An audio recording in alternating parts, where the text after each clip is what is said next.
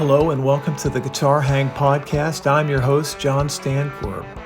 Well, it's Season 9, Episode 4, and our guest today is none other than Jimmy Vivino, a true journeyman and consummate musician whose career reads like a love letter to American music.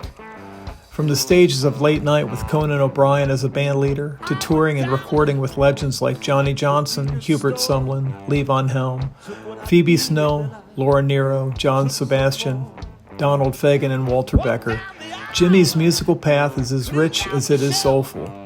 Since 2019, he's been a proud member of the long-running blues institution Canned Heat. Discovered early on by Al Kooper, Jimmy has lived a life steeped in collaboration, groove, and gratitude.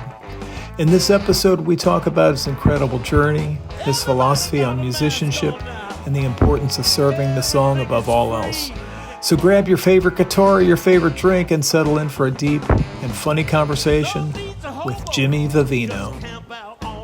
And Benny King and all these people, they would appreciate that. Even Bo Diddley, if you're playing the stuff right, it's a build it and they will come, because there's two different artists. The one that walks through it because the band's not happening, and the other guy that shows up with you because. Or woman, whichever, the other artist who feels like you've put in the work, and they all of a sudden can relax into their gig, because half the time a pickup band is very stressful for the artist. Oh, big time. Yeah, and I don't know that these kind of gigs even exist anymore, but growing up when I did, and when in the 70s when I was starting to do stuff, these people were only 10 to 20 years away from their stardom.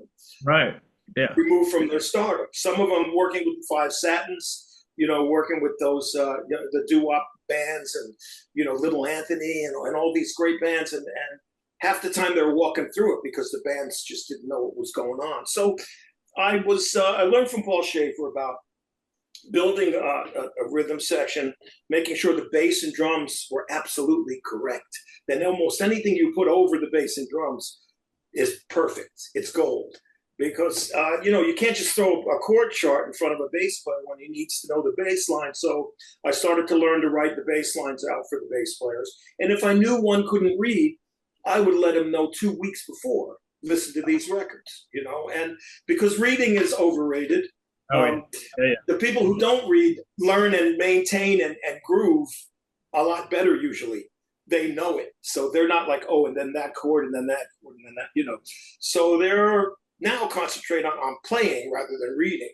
So, reading is it's okay. It's a roadmap basically. Yeah. But I always write in there sometimes to a drummer, you know what I mean? Or we had these codes. I would say Hal, that meant to a Hal Blainfield, Yeah. Or you say Ringo, and because these, do a Purdy here, and these players all had these signature things, and I can even today, I'll say, well, play think about how Bonham would play this, Right. if you want something really special, think about that. He's one of the last of those signature guys that it's him. You never say play like Keith Moon, though. That Keith was just into the vocal, He was just all following Roger. It's brilliant. It's brilliant. It's jazz. It's like Elvin Jones. It's like Elvin Jones with him and Entwistle together. Yeah. Were Willie used to say, well, they're like two dogs. I'm gonna not say the word effing in the yard. They don't hear or see anything else around. They're so locked in, that it was easy for Pete to go bang and all that's going on behind it. Yeah. And Mitch Mitchell was that way. What we love Band of Gypsies, all of us love it. But what Mitch Mitchell brought to the Hendrix sound was what I remember when hearing that first record was, wow, is this Elvin Jones playing in a rock band? Yeah, the way he was really swinging with, yeah. And then there was the you have to know about simplicity, like Mason with you talked about Pink Floyd before. One of the most simple drummers you can imagine, but a signature sound again. You always know when it's him. And there were so many. Paul helped me appreciate how good the drummer had to be for the band to be good, because he was working with the likes of Steve Jordan and Steve Gadd and all those guys in New York when there was a scene, and so I got to play with a lot of people early on that set a standard, a high standard for But then guys like there were guys like Marky Ramone, Yeah. The original one was Mark. No, Mark was the second one. The original one was Tommy. Like Tommy, that tried to do that. I don't care if you have the chops of a Neil Peart. Yeah. Try and do that for 3 minutes straight at that tempo. Yeah. That's another thing. I so appreciate drumming, and even Purdy would say to me, if your rhythm is louder than my hi-hat, you're playing too loud. You've got to lock in with my hi-hat. You play your solos as loud as you want, man, but your rhythm and my hi-hat should be one, and me and the bass player, my bass drum and that bass player, they get married, because I'm driving, and when you get that kind of authority behind the kid, you're all of a sudden playing better. It's a good thing. Yeah, I did a Steely Dan tribute thing for like 7 or 8 years. Well, no, maybe a little less than that, but we had a thing called Steely Dan Fest, and Purdy came out and played with us. We played 4 songs. First song is Babylon Sisters, and man, the shuffle. As he gets into that, you could just feel the whole band it was a whole different groove that we had never been in before, and our drummer was great, but it was a different feel. Your time immediately gets better, or you're going too fast, or you're going to rush a little bit. Yeah. His time, and that's there's something about the real guy, and he's one of the real guys. And it can be learned, but it's the way he hit like that, just back this far away from the snare drum, and playing. I don't know if he played matched. Sometimes he does, but usually he plays, traditional grip. And there's some great videos of him going, oh yes, and now have you seen those? Oh, and what was that? That he does. And that's Bernard, like that's his person, that's him, I accept him for all the mystery of some of the things he says, but I don't care. You're in the room with Bernard Purdy, it's all of that is part of his personality. Yeah. Really great. I'm surprised he did when he came to do the gig that he didn't have the signs. You done did it. You hired the hit maker. Yeah, the hitmaker banner. Yeah, and then that's famously take would happen, and the producer would say, "Okay, let's do another," and Purdy would say, "I played it."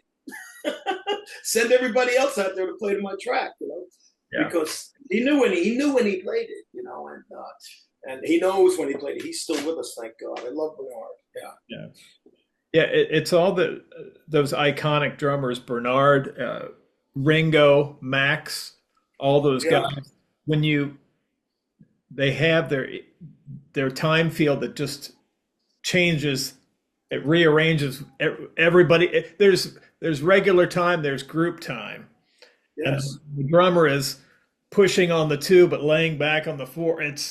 Well, that's the Jordan theory of Al Jackson, which is a brilliant analysis.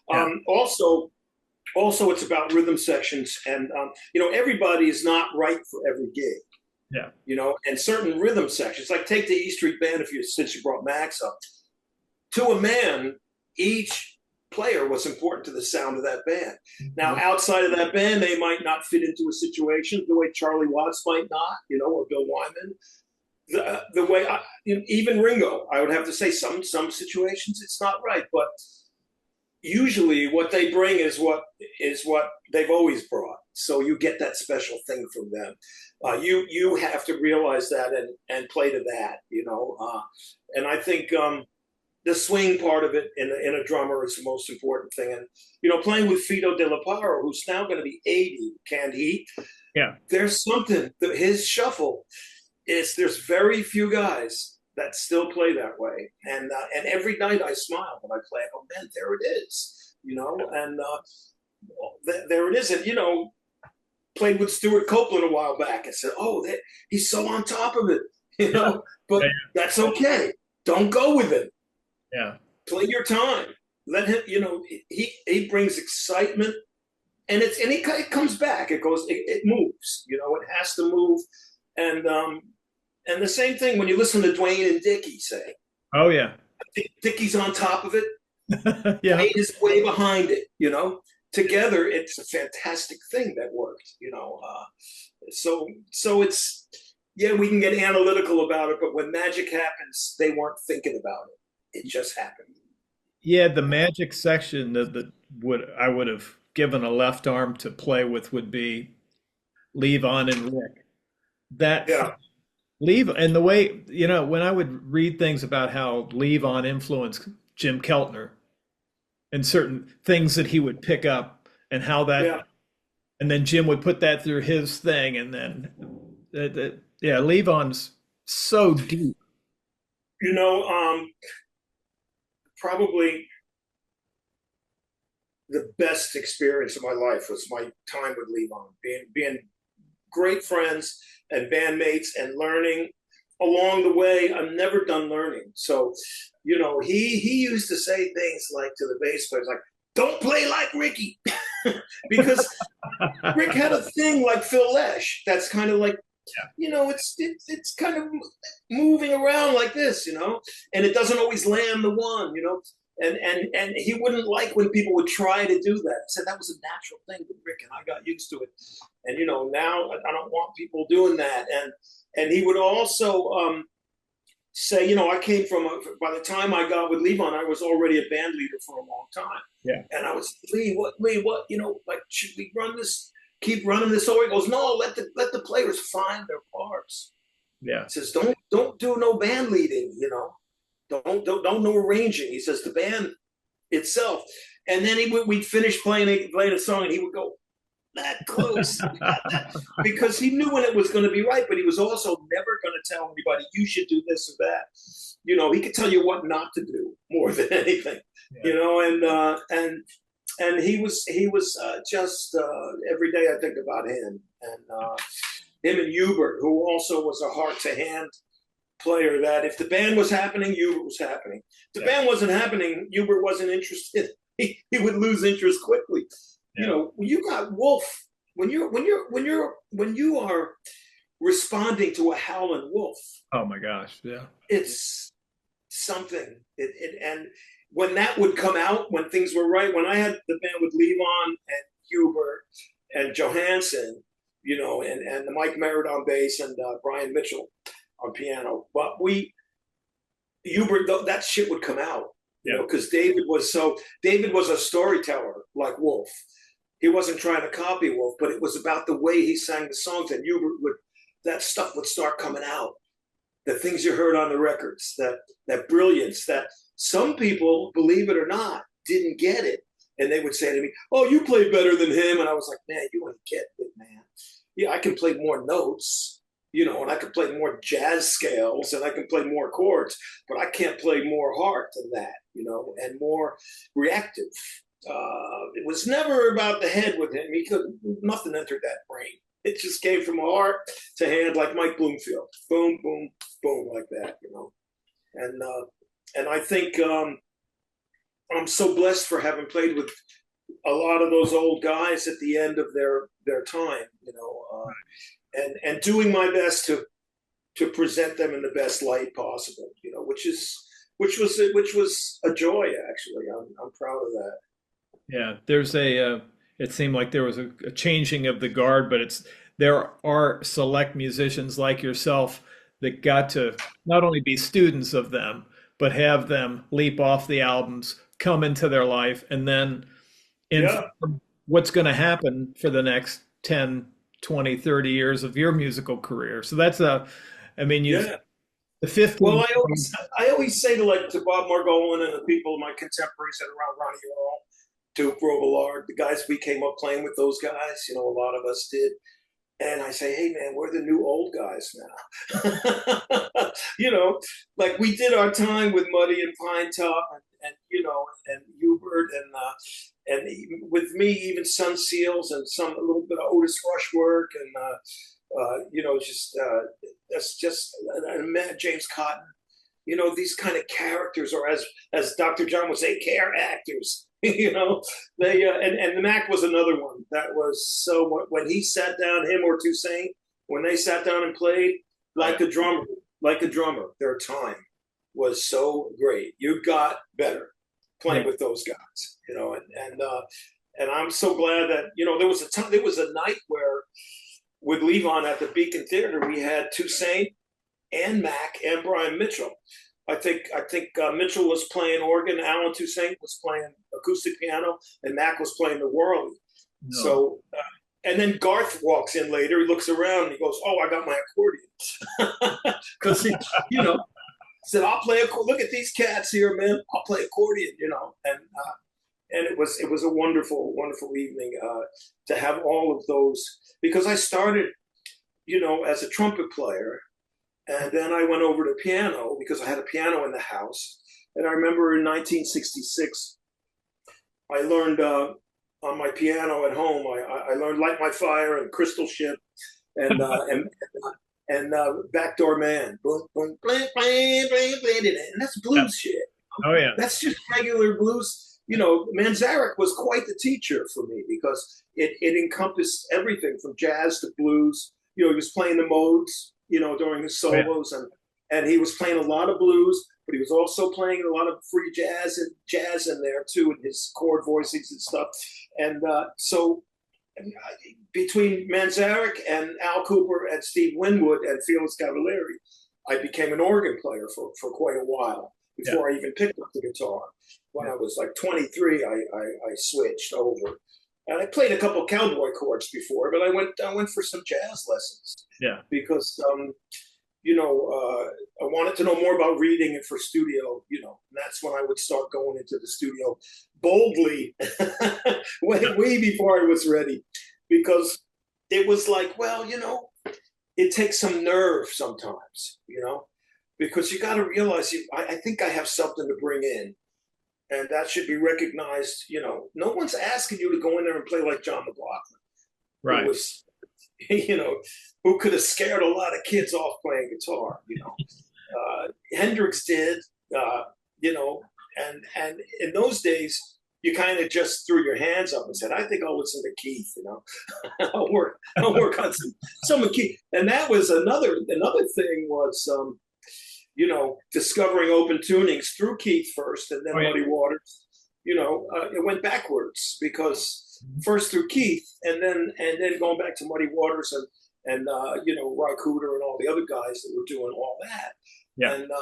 And it was a great period of, playing really from starting to play when I was 12 or 11 in 66, till now. Never stopped learning or playing with some kid or someone I've never played with and taking something away. Yeah. Thievery. Yeah. That period of time for an 11 or 12-year-old was just, you're right there'll never be a time like that ever again. I mean, 66, 65 through 69, whatever, that 3-4 year period for a young kid that's playing organ, playing guitar, and to have all those records, and you're at an intersection on the radio where you're hearing everything. It was all there too, because we had WABC AM, and the number one song may have been "Help," and the number two song may have been "Hello, Dolly," Louis Armstrong. Yeah. I was a big fan of being a trumpet player. I was a big fan of. That's what I heard around the house: trumpet records. And Italian records, I became great friends with Dion, and I said to him all the time, my aunt introduced us when I was 8 or 9, and she had all your records. So she came to live with us, and my mother's kid sister, and she played me all these Dion records and Frankie Valli records and all these Italian rock and roll guys, it was swinging all the time. It was like Louis Prima, it was. Dion was swinging. That it was such a swinging singer, man. And he's surrounding himself with all these great Bucky Pizzarelli and all. I mean, he's wild, Well, but Dion tells me that he says on the Wanderer, it was Panama Francis on drums, Milt Hinton, the judge, on bass, Bucky on guitar and Mickey Baker on guitar. Mickey Baker, yeah. And Ticho on piano. Ticho was a Cuban piano player that he was the leader of the day, and he did a lot of he did like I Wonder Why, all of the Belmont stuff, and they'd go in and Dion said we would sing live with the band, bang, that's it, boom, mono, yeah, that's that when they first made those records, yeah. They were in the studio, the singers and the players all at once doing takes. And Dion was a hell of a guitar player, but they wouldn't let him play. The record company was like, no, you got to stand out front, man. You got to be the front man, but he was Jimmy Reed freak, man. He loves Jimmy Reed. He could play that stuff like him and Johnny Rivers both. They play that stuff like nobody's business, and Johnny came up in Louisiana, playing blues, what was around. He was like friends with, Burton. James Burton got him on the Louisiana Hayride, when he was like 15, and so it said, hey, come to L.A. And he didn't expect Johnny would. So Johnny did, and he shows up at a Ricky Nelson session with his demo, and I think that demo got him a deal, for his first record. Burton came through for him, man. Yeah. So he was a staple at the Whiskey A Go-Go for a long time. Oh yeah. Yeah, with Mickey Jones on drums, who replaced Levon on the European tour, and I think Joe Osborne possibly on bass, most likely. Yeah, that was the band, and they worked. He said, man, we worked, and it was for dancing. We had to entertain. There were go-go girls and ages, And I heard the same thing from Felix and Eddie. They were all the Rascals friends of mine that worked with Joey D when they worked at the Peppermint Lounge. And Felix told me, when we were playing at the Peppermint Lounge, when I joined Joey D, two of the dancers were Ronnie and Nedra, who became the Ronettes, two of the Ronettes. Yeah. They were go-go dancers, and they could sing, but they had to work. So they were dancing, and it's a different time. It's almost like things were moving so fast, as you said. People were getting deals, everybody was getting screwed by record companies. Didn't matter if you were white or black or Puerto Rican, you were getting screwed. It was the Morris Levy's of the world, and here, kid, here, you got a record deal. You go buy a car, and then no residuals. But what a time. And then in 66 or 7, I remember 67, it all changed, because not only did Sgt. Pepper come out, but I was on the boardwalk trying to win a record for a quarter a spin. They had a big wheel, and they had all the records up, and they had the music blasting out of two Atlas Banshee horns, sounding god-awful but loud. And there was Foxy Lady playing. Oh, man. And it just changed everything, There's a lot of great guitar players, but not many iconoclasts like that, that could come along like that. Because really, all the English guys, the other guys that we love so much, Eric and Jeff and, Jimmy and everybody, Mick Taylor, all of Peter Green, I can mention them all.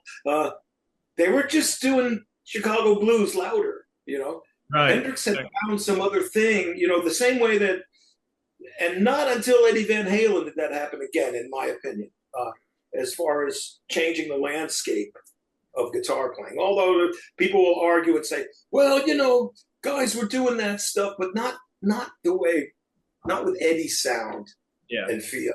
And the music and the whole band. See, the whole thing about Hendrix was, in the wrong situation, we may never have heard of. That particular band was special, and it came at us. Even to follow that with Zeppelin was okay. It never quite got me. And I loved Cream, but not the way Hendrix sonically moved the dial. I think, and maybe something's coming. I don't know if I'll live to see it, but I don't know. Not like that. I just think that sonically, and then later we find out that he's got this Curtis Mayfield pop staple. Oh, yeah. chordal Yeah. vocabulary, but sonically to hear that sound, because I mean, you could argue that the Kinks were using overdrive or a blown speaker for distortion, but nobody had that. Yeah, but so was Link Ray, and so were a lot of other But people nobody before. had the Hendrix thing that was so lyrical, plus all the other chordal thing and the Yeah. just tape flanging and all that stuff. I mean, it was just Yeah. blew. You know, if you're You a heard Harry it Potter on. You heard fan, it on. You heard it mostly on "Wind Cries Mary" back then. yeah, right, You know, yeah, some of it's in "Hey Joe," but when "Wind Cries Mary," when you listen to that the Curtisness of it, and also don't forget he was bumming around R&B joints with the likes of Cornell Dupree, oh you yeah, know, yeah, yeah, and a lot of that was Cornell stuff too. All those sliding sixths and all that other stuff. The stuff that I believe Cropper might have learned from Booker, because Booker T. Jones is a great, I keep saying was, and these guys are alive, is a great guitar player. He plays on all those Curtis Mayfield kind of William Bell intros, like yeah. Every Day Would Be Like a Holiday and I Forgot to Be Your Lover. That's Booker on guitar. And I always thought it was Steve. And he said, no, man, that's Booker. He told me the story about going to, when they were putting their little band together down there for Yeah. the MGs, looking for an organ player. Somebody told him, hey, there's this kid Booker. He lives over on whatever street. Go over there and see the kid. He was 15 or 16. And Cropper goes up to the door and he hears that guitar coming out. He goes, I must be at the wrong house. But he knocks on the door anyway. Yeah. And his mom comes and he said, does Booker T. Jones live here? Oh, yeah, he's practicing his guitar now. Let me call him. And Cropper was like, what? Well, and then he heard that he play piano and organ, and he was church schooled, and also played baritone sax and tuba. He was a genius. Is a genius, and and I suspect Steve, being the sponge that he is, quickly picked up a few things just standing outside that door. Cropper is another one that proves that all you need is to play the right part. To be an arranger, is to be an arranger. No, nobody. It's like Dwayne Eddy. One time he was doing something, and Dwayne Eddy was on the show, and I knocked on his dressing room door and went in, and he's sitting there playing all this Merle Travis shit, man. He's playing Cannonball and all this Merle Travis stuff, and I go, say, man, I never heard you play like that. He goes, well, that doesn't make any money. He goes, this low E string makes all the money, And that was the thing. When somebody had a thing, they stuck to their thing kind of. So we quite never know how diversified some of these players were. Like look, for instance, Brian Setzer. He did the rockabilly thing, but he can play anything and everything as good as anyone I know. Maybe one of the most complete guitar players that I've ever encountered and have become friends with, and still in awe of everything he does. Because he can hear something once, and go, the excitement comes out of him in the music, and he always serves the song, and I love that about him. It's never always. Yeah, it's a dangerous thing for players that have a cursory knowledge of somebody and say, yeah, okay, Brian Setzer, he's that Stray Cats guy, rockabilly guy, but there is that, but he's equally into, big television arrangements of Mannix and all the, Yeah. It's our record collections, it's our TV, what we watched on TV. We're very close. We're close enough in age to have experienced that, and to know that there used to be a thing in the back of Guitar Player. Tommy Tedesco had a studio log. Yeah, right. I remember. It was great. And he would say, today we did Ironsides, and he would put the chart up that he played, if those were the days, and that's what I wanted to do. When I first started playing, my father, I was playing organ and piano and trumpet and a little bit of bass, and I said, Dad, I want to play guitar. He said, I said, I know that you and Bucky Pizzarelli went to high school together, graduated high school together. He says, well, I have Bucky's number. Let me give him a call. So he called Bucky, and Bucky was way too busy to be teaching. So he turned me on to, it seems like all the guitar players were living in New Jersey, to a cat named Joe Cinderella, he was a studio guitar player. Yeah. So I went to him for lessons right away. And what he taught me was how to work right away. He said, here's the scales, learn this stuff. I'm not going to come in and say, did you practice your scales? I'm going to throw a chart in front of you and say, here, play this. Yeah. Here, play this chord progression. Now bring something to it, And he was funny. He had this Van Epps 7-string Gretsch, Oh, wow. and he had it tuned to open thirds. And thirds in thirds.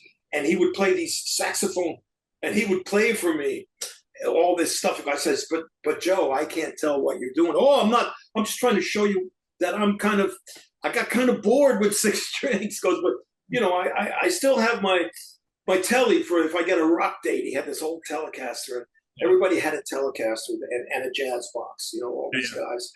And then later I went to a cat named Jack Wilkins, who I saw. Oh, my God. One of the great. I went to see Buddy's small band, right? Which was, let me see, this was a great band. A very young 16 or 17-year-old Anthony Jackson on bass, and Kenny Barron on piano, and Jimmy Malin on percussion, and Buddy, of course, Jack Wilkins, and Sal Nestico, and I can't remember I should remember the other tenor, the other alto player's name.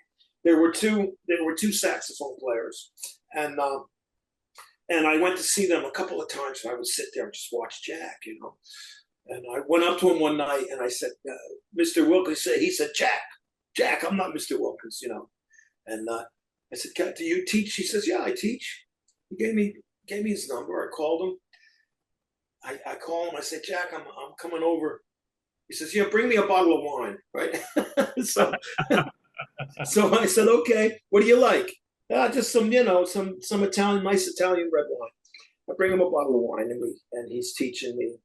He's writing out all this great. He taught me about the 3 notes on a string scales. Yeah. Instead of going across, he started moving me up the neck. He started getting rid of the gray areas by moving me this way instead of just the box. He got me out of the box, and then all the scales, and then he would give me a chord, an arpeggio, and a scale. Put those together, learn all those.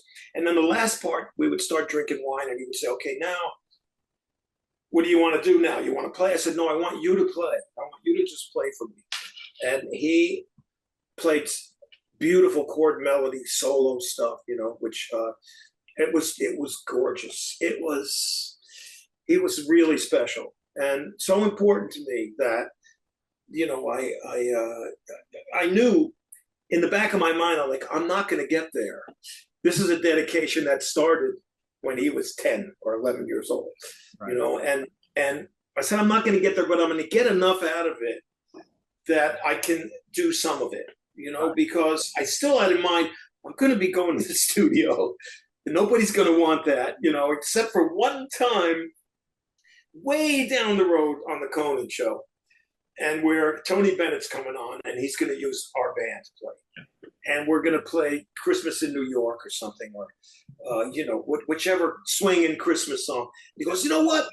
Before we do it, let's do a verse of White Christmas up top, just me and the guitar." And I go, "Oh." Yeah. So I recalled, okay, I can do this, and we did, and he loved it. And later he got a guy named Gray Sargent in his band that was like Jack Wilkins. Tony loved the guitar, and I passed the audition that day, and it was something. Again, it's like he's singing. I have to do very little. Yeah, I just have to mark the chords in good time and a couple of little things in between, and he's, it's all there because. When you listen to Muddy early on, Muddy Waters doing Rolling Stone, just, bang, well, I was, and it's just vocal and really simple guitar. It's about the vocal again. Yeah. And with Tony Bennett, you're going to be fine.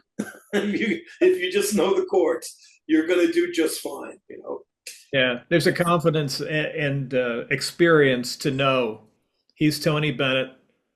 I'm gonna block the chord. I'm gonna play it very tastefully, support and hold that beautiful voice up, and everything's gonna be fine. Yeah, and it was the minute he opened his mouth. The minute he opened his mouth, I was like, oh, something's happening. No one's going to notice what I'm doing as long as I play the right chords, and it was fun too. I never didn't get to do that too much. I did it. I would do it with Laura Nyro occasionally. We just have guitar and vocal on something, with Phoebe Snow, with the great singers. And once again, that was before I even got to where I was with Tony Bennett, but it was a part of the learning process. Yeah. Was that, was working with those ladies who were such great singers, and learned a lot about singing too from them and all the other people I worked with, and I learned a lot from John Sebastian about playing guitar, and also he taught me the Travis pick. I didn't know anything about it, that John Hurt stuff. He got me into that, and which again, I like. I haven't I haven't made it classical music where I have to play every note Gary Davis is playing. I just have to try to get the feel that's happening there, and then put your own spin on it.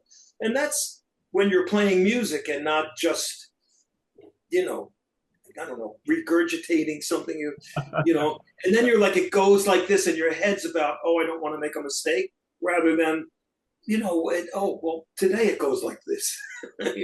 Yesterday it went like that.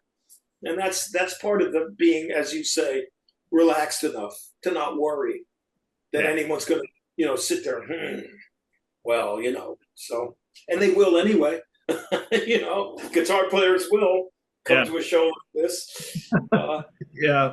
Okay. Your career has been very Zelig, like the Woody Allen film, because you've been in all these different periods of time and been with these different and it informs your music in a way that where it all now seems to make sense, and all the walls come down, and what the common denominator between the good music and the not good music. Well, my favorite out of my record collection, my favorite person, who happens to be my best friend in the world now, was Al Kooper. And he was the same way. And I always tell him, Al, you were like the Zelig. When something was happening, you were always in the picture, standing there, or playing, and then you got in and out of it too, and moved on to the next thing, and it's amazing when walking in with the confidence that you talk about on that Dylan session with his guitar, Bloomfield plugs in, sitting next to him.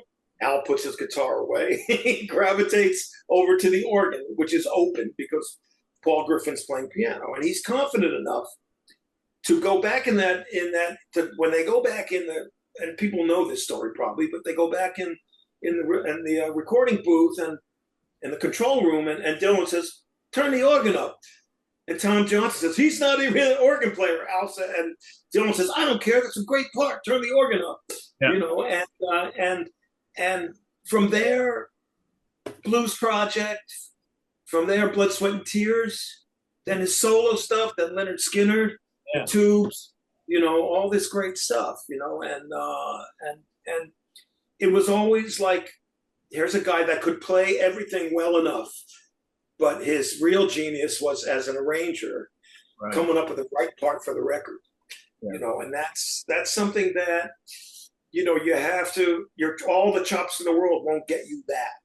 Right. You have to, only way to get that is to learn, is to play with people, is to do the wrong thing enough times, also, and not get discouraged. Yeah. And I don't know that those days even exist of, when I make a record, I want everybody in the room, as many as possible, at least the rhythm section, because how can you overdub a guitar solo to a drummer that's not reacting to what you're playing, I mean, so I always put the solos down on the take, and leave the rhythm like Hendrix would do. Leave the rhythm part for later. You can put that on later, because the drummer then is going to play to what you're playing, and you're going to get some excitement out of it. Because if he's going back and boom, boom, boom, and you're doing all this stuff that needs a little help, an accent, it's hard to make a record like that. Although it's been done. Steely Dan famously, And I learned. Listen, Donald, I'm so blessed to call him a friend and a mentor. Also, taught me so much about, he had an apartment up on the Upper East Side, and I said, well, Donald, where's the piano? He goes, oh yeah, let's go to the piano. I said, oh, where's the piano? So he opens a closet, and there's like a suitcase of Rhodes jammed in the closet. And he sits down, and I get behind him, and he says, close the door. So I close the door, and he's like showing me these moves and these, triad. And he said, it's really just a triad and a bass note. And we're like doing some horn arrangements, for some stuff. Because we're doing that rock and soul stuff. And, and I had a 4-piece horn section that I was arranging for, and he would help. He would be so helpful in what he wanted to hear. And more importantly, with Donald, it was like what notes he didn't want to hear in a chord. Yeah. Because you can't really call this a 13 chord, or that he says all those numbers. It's really, everything is basically a triad and a bass note. You're doing 4 horns. You have your Barry, the bone, the tenor, and the trumpet, like that. Yeah. That's how it works. So he doesn't want to hear, if he doesn't want to hear a certain note in the chord, he won't map it out. Yeah. So you adding strange notes sometimes, I don't think so. Maybe it's kind of, I don't know, maybe. But when you hear Michael McDonald's, somebody recently, I don't know if it was, I'm trying to think, had put up the vocal parts for Peg while Michael McDonald sings. It's unbelievable. No, the layers, I mean, close, and the rum. It's amazing.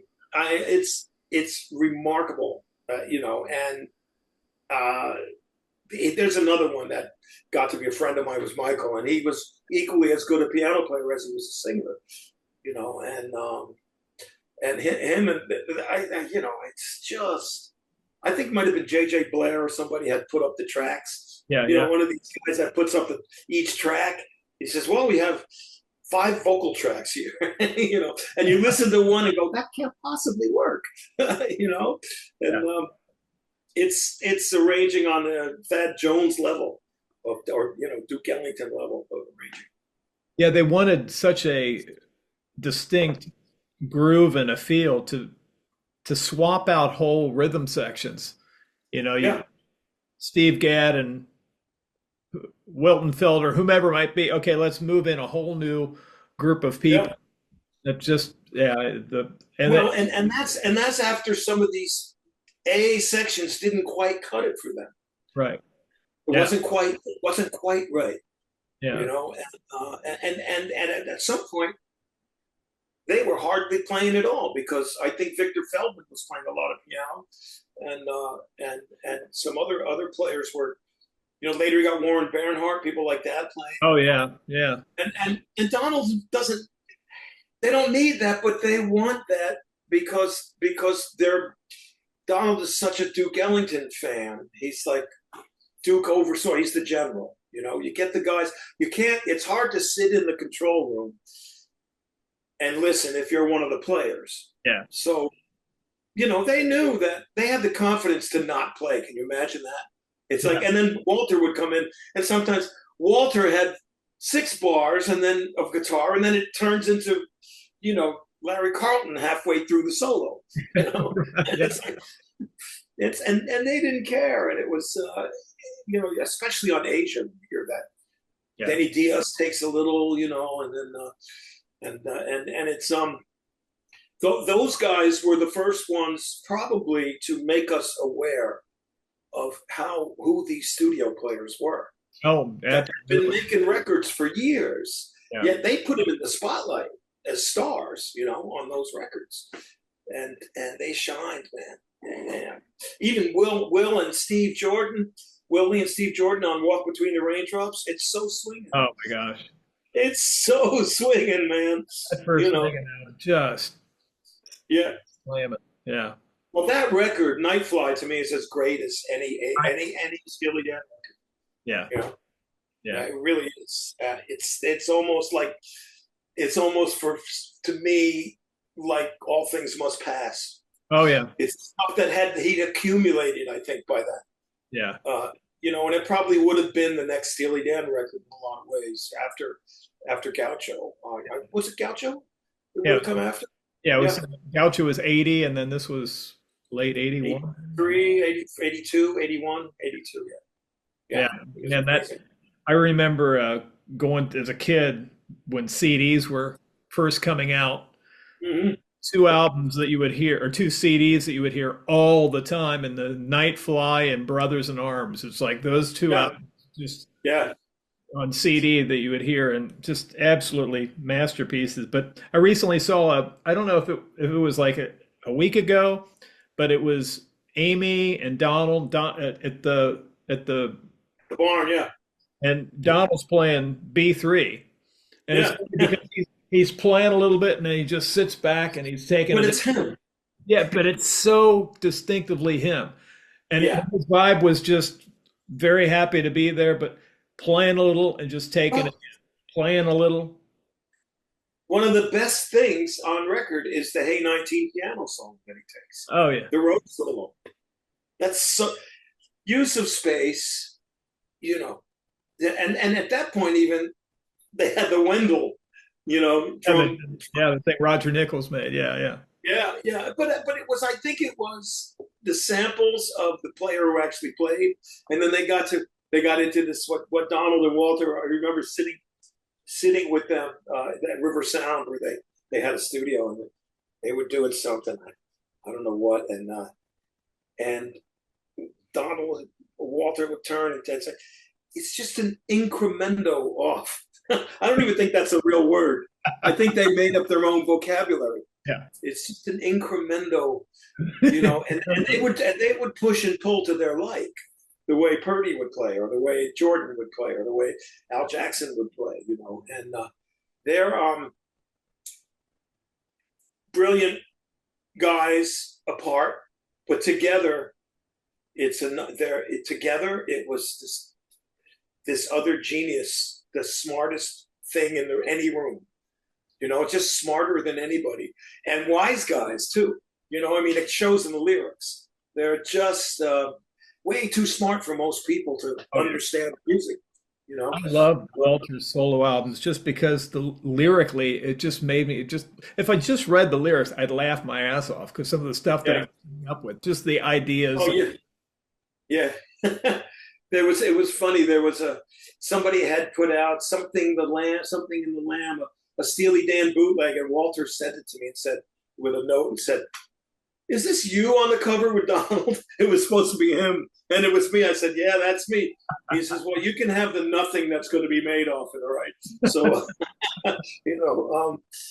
yeah, it was maybe that was Morph the Cat him, or was that was a Donald record, right? That was it, Morph. Donald. Yeah, I saw that I tour. remember the Walter record though, because they were working on that at River, that Yeah, first one. yeah, Yeah, that first. 11 tracks of whack. Yeah, yeah, yeah. That was And go back and listen to that. You go back and listen to it again, yeah, because we forget that yeah, it's certainly a partnership, in a Lennon McCartney way too, where just a change of a word or a chord, or you know, yeah. or the fact that one could say to the other, "You really want to say that?" Yeah. Adam Rogers plays some really nice guitar on that record, and Oh Dean Parks has got some good stuff on there too. Really, yeah, just I love that record. And yeah. I think it was Walter coming out from under a rock for a long time. He had some tragedy in his life in Florida with his son and everything. I mean, in Hawaii, yeah, yeah. and and it's a funny story, that we were playing a rock and soul show, and in New York Nights thing at the Lone Star, and I fully take the blame for putting them back together when when and Donald would turn says, Donald wasn't vocally loud. He would take, "Come here," and I would go and lean down. He says, "Walter's here. Look in the back of the room. You see him walking the wall?" And he's like, Walter's just like edging his way around the wall, and me and my big mouth, "Walter Becker, come on up here!" And the crowd's going crazy. And Donald's like, "Oh, I didn't want you to do that." And I made Walter come up. I gave him my Strat, Yeah, yeah. and he played, and it was brilliant. It we played like a couple of songs, together, and the late Drew Zing was there too, who was such a great guitar player. Yeah. What a tragedy to lose Drew. He was as good as anyone like Carlton or anyone like that I ever experienced. His knowledge of harmony, and at the same time his natural, that he was like Schofield, where all of a sudden some B.B. King would come out through there. And Drew was there too, and so we're all playing. And there was one time I did the same thing with Elliot Randall too. I said, you can't be out there and not come up and play. But Walter, from then they started a conversation about putting Steely Dan back together, and it ended up being a great relationship from there to the end of it, And Walter became, I got to know him for how he was cynical in a way, but he was a really funny guy. Yeah. And he would show up sometimes if I'm playing at the least likely for Walter to show up situation, and just be as nice as could be, and a pleasure to breathe the air with those guys. Something had to come out of it, my another lesson in harmony. That, and arranging. We that and Hank Crawford on those. For me, my small band arranging came from Hank Crawford's Ray Charles stuff, where I figured out how to, what he was doing, how he was spreading the four voices that way, the same way we were doing. And Donald was aware of Hank Crawford and Ray and all that, and he could play any Ray Charles song, and like Richard Manuel, he could bring it himself into it, and make you think he wrote it. And Richard was like that too, and those are, I don't know where those people are anymore. Yeah. I don't know where they are in the world of pop music, or rock music. I see great players, but I don't see those kind of, as Mac would say, care actors, that brought this other thing to the music, Do you know a guy named Pete Fogel? Oh, very well. He had the Metal Leg magazine.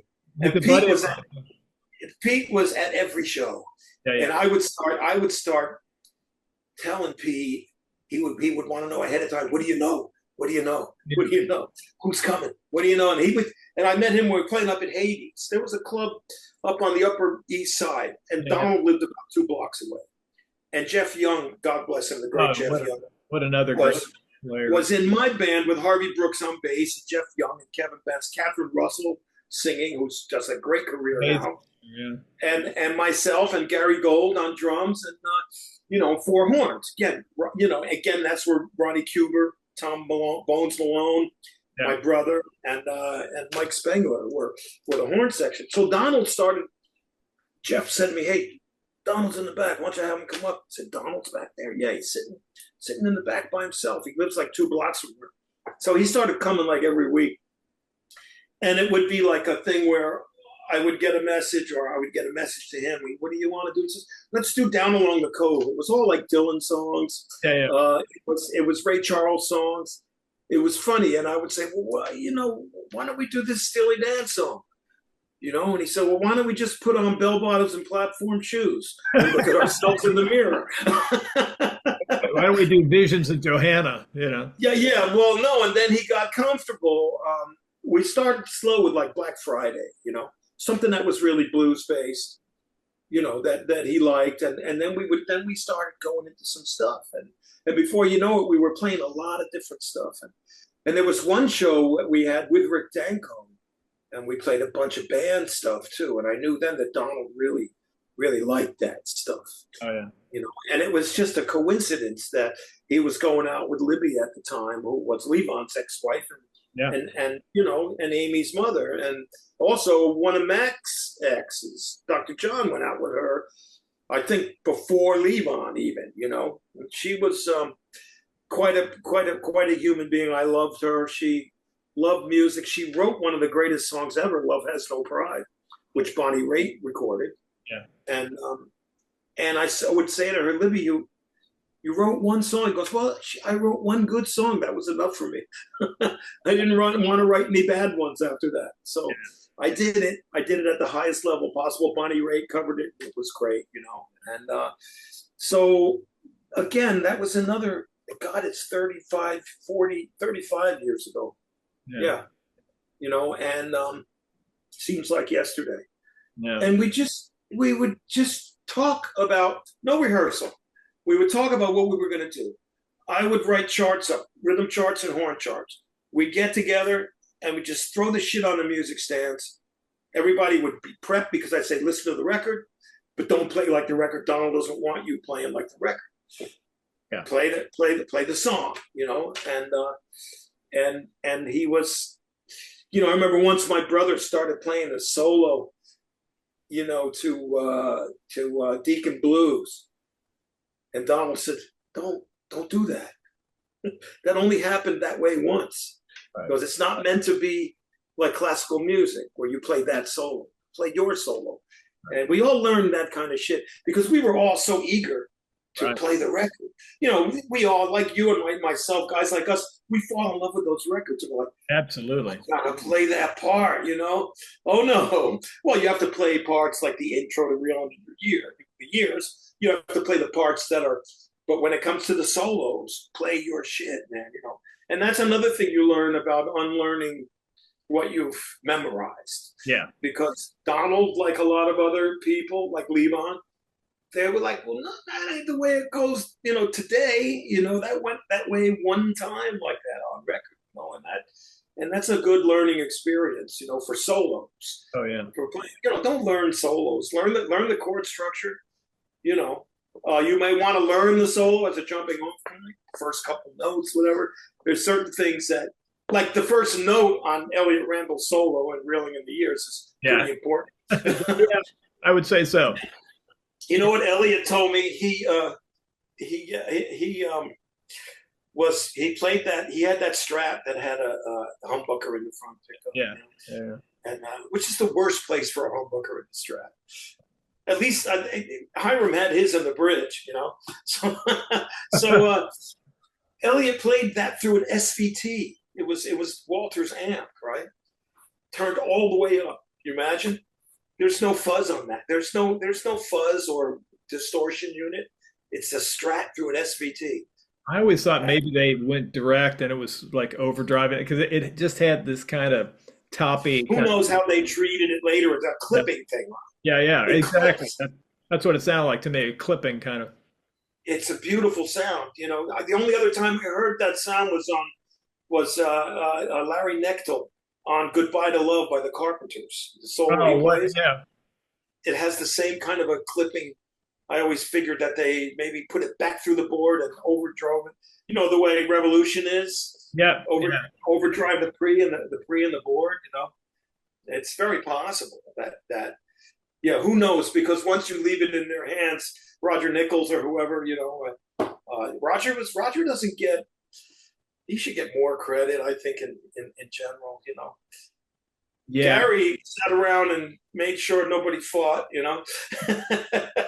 was a peacemaker, but yeah, Roger was, man, the number of hours he logged, the after hours things, putting things together when. Yeah. And the gang, they liked having their gang around. Yeah. So a producer's job sometimes is to just be there, And then the ear, you need that fresh air too. And that's not necessarily one of the writers or players, that can say, well, but Roger Nichols, think of those sounds, even from the first record, the very, everything was, I would wonder, like, you got a guy like Jim Hodder. What happened to Jim Hodder? Yeah. I never heard from him again. I had a gig with let me see, it was at a Cafe Cordial and Vinny Caluta was on drums and Jimmy Earl on bass and me and Paul Jackson Jr. were playing guitars and another guitar player, and it was Denny Diaz who had who was so great, and he had like a printing business. He wasn't even playing guitar, And he came and played, and we threw the charts out. And I was standing right next to him, and I was just like, all night. He brought his touch. I mean, it's undeniable. When you go, that's the guy. You know, that guy, when you green earrings, you know. Oh, man. That, when you've heard the outtake where Donald says, holy fuck, while he's playing a solo. Yeah, I think it's green earrings or your gold teeth, one of those. Yeah, I think it's green earrings. Your gold teeth, yeah. Your gold teeth, yeah. That was a take. Yeah. That's a take, man. You know. I love the balance between Denny and Skunk because they were from two completely different things. Well, Skunk's brings the shit to the record, man. Yeah. You know, Skunk is like, okay, who's doing what? I'll do this. Oh, no one's playing pedal steel. You know, those surf parts. Yeah. I'm reeling in the ears are him.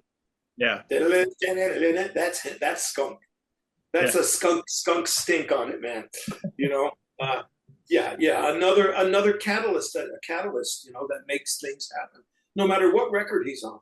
You know, Hot Stuff by Donna Summer. Oh yeah. Incredible solo. It's like it was about waiting for that guitar solo. I'm gonna sit through this record, you know, and wait for that guitar solo. You know? And that was a magical time in pop music when it started. All these things started blending together, you know, and Steely Dan it's, you know, I don't know. I think when I started playing guitar, I got a decade of Steely Dan. Yeah. I just sat down with it and started picking little pieces out, you know, what I liked. Little things that, you know, Rick Derringer did on Showbiz Kids, I think he might be on, or one of those, you know, Lost Wages, I think things that Larry did, of course, became, you know, the end of Kid Charlemagne is just one of the most greatest tales ever. Yeah. It fades as the better shit's coming and it's fading out. Fading out. Yeah. You're listening into the record as it's going out, man. I auditioned for that Steely Dan tribute band and got the gig, and I said my only caveat is, it was a bucket list of mine. I want to sing and I want to play the solo on Third World Man because that was the most sublime Larry Carl. There's so many great things. Don't Take Me Alive, Kid Charlemagne, all that stuff. But the solo Bad Sneakers too. Bad Sneakers. Is that him? I don't know if that's Dean or if that's is that? I don't know. It's great. It's great though. Yeah. It's one of the great opening lines. You know, I love the opening line of a song.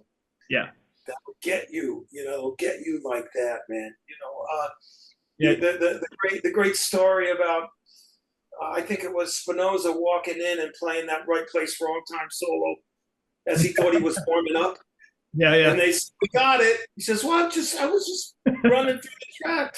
You know, Jesse Ed Davis on Doctor My Eyes. My Eyes, yeah. What a great, yeah.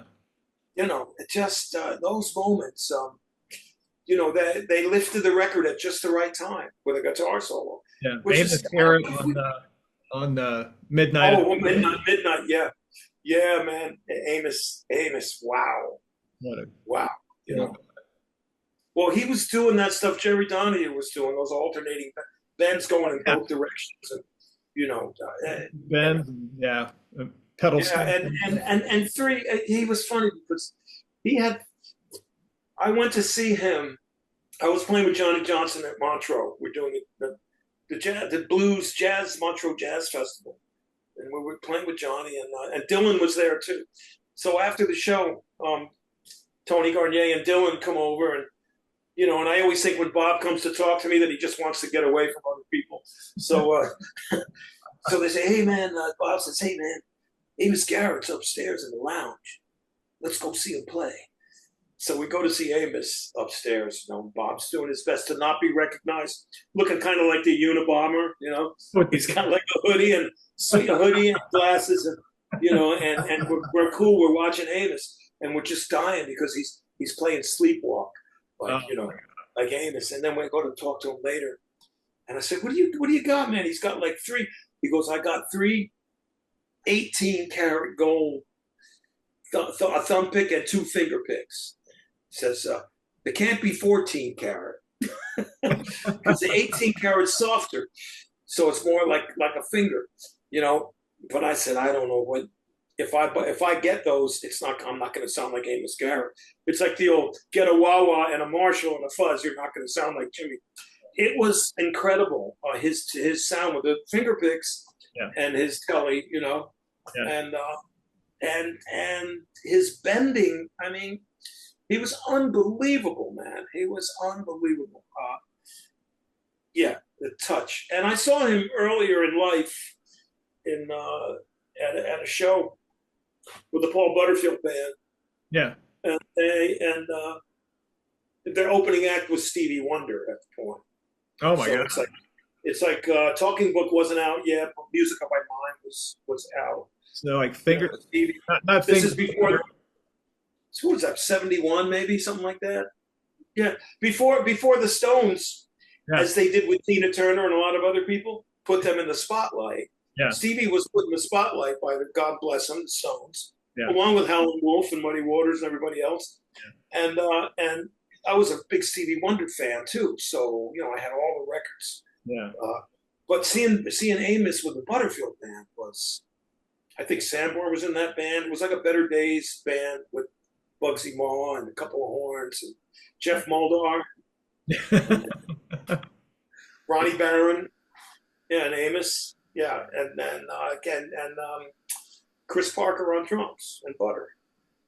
It was a great band. And somebody needs to be needs to be writing a script of your life, Jimmy. This is like in this hour we've traveled the world and all the best stuff. Let's talk about Johnny Winter not ever being recognized by the Rock and Roll Hall of Fame, not even a peep. Okay, let's talk about Chicago. When I saw Chicago and Johnny Winter on one bill in 1970 at the Fillmore together, and Terry Kath was equally as great a guitar player as anyone I'd ever seen, and Johnny Winter too, and neither one of them gets a peep, of respect in a world where their music was very important. I don't think Leslie West is in the Rock and Roll Hall of Fame. Yeah. Another guy that walked out of my record collection larger than life and ended up being a great friend, And one time we had a shootout. Our friend, Buzzy Levine, who was Duke Levine's brother, the great Duke Levine, great guitar player. Buzzy has a shop in Teaneck called Lark Street Music. It started up in Albany originally. On Lark Street. So it's in Teaneck. And Leslie calls me one day and says, "What are you doing? Let's go. We're going to go over to Buzzy's. And they got a bunch of juniors there. We're gonna lock the door and have a shootout. They got like three double cuts and 2 of the kind I used to play. And I got a Marshall, 2 Marshalls set up. Let's go over there." So we go in there and we turn that fucking Marshall up, man. We plug him in, and Leslie was shocked because he goes, "I don't believe it.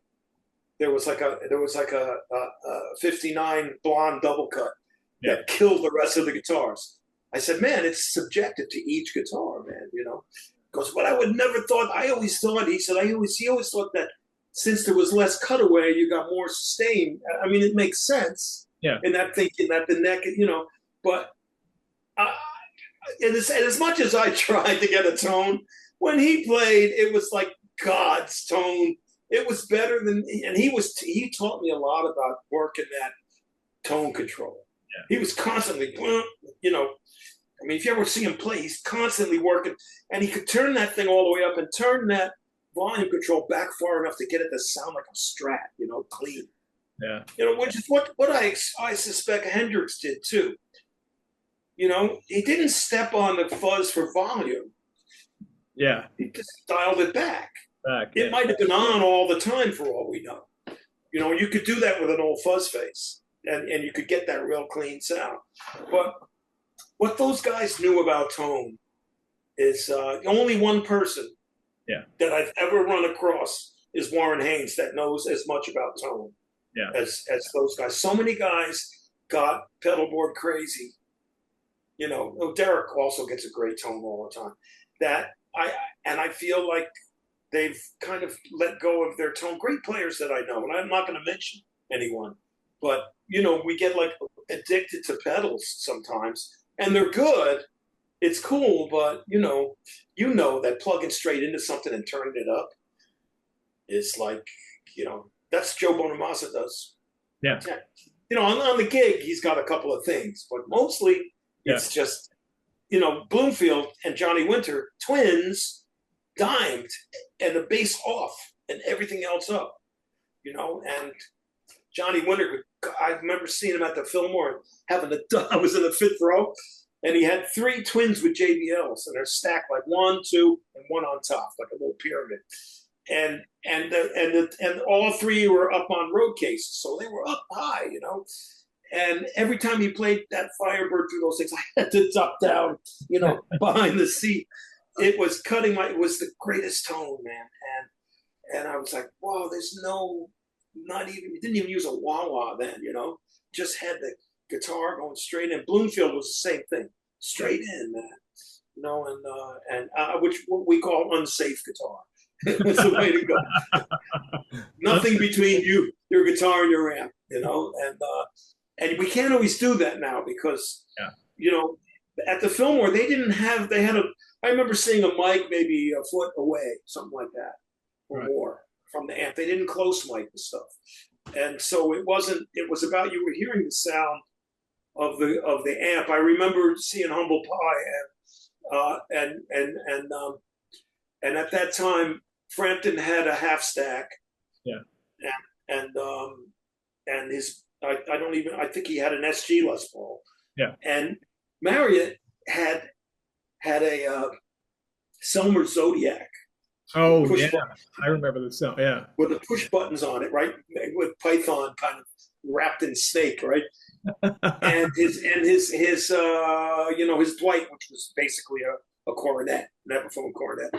And it was louder than it was killing that Marshall, and the tone was killing. And I said, man, that's a P90. That's when I started to say P90s. There's something. Leslie and him, even early on, hearing P90s, Santana at Woodstock. Oh yeah, P90. SG with P90s. Yeah, and Robbie too. Robbie Krieger's first. Yeah, the first he had was a P90 one. Then he got the big guard one in 67 or something like that, 68. Yeah. But the first one was a P90 one, and I started to say, "There's something." I know they make a lot of noise. I know that, but so what?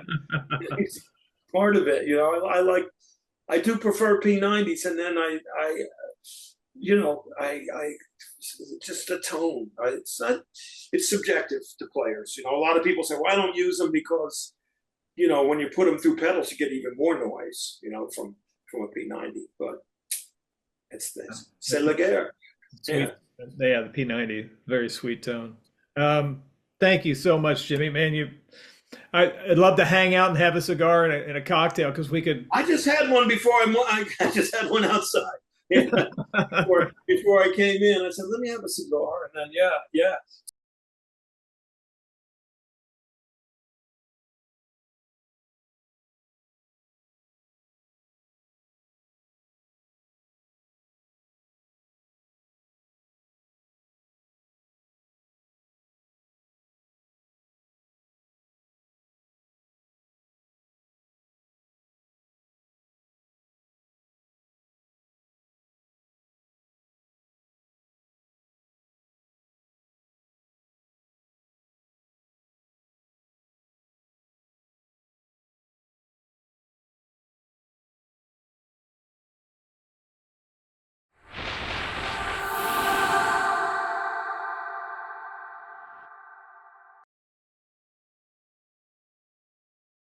Thank you for tuning into this episode of the Guitar Hang Podcast. What an honor to hang with the great Jimmy Vivino, a musician's musician whose stories bridge generations of blues, rock, and soul. If you enjoyed this episode, please be sure to subscribe to the Guitar Hang Podcast wherever you listen or watch on YouTube. Check out past conversations with icons like Steve Vai, Steve Lukather, Phil Manzanera, Steve Howe, Steve Hackett, and many more. Follow us on YouTube and Instagram for behind-the-scenes clips, reels, and more musical inspiration. Thanks for hanging with us, and remember, keep playing, keep listening, and we'll see you soon.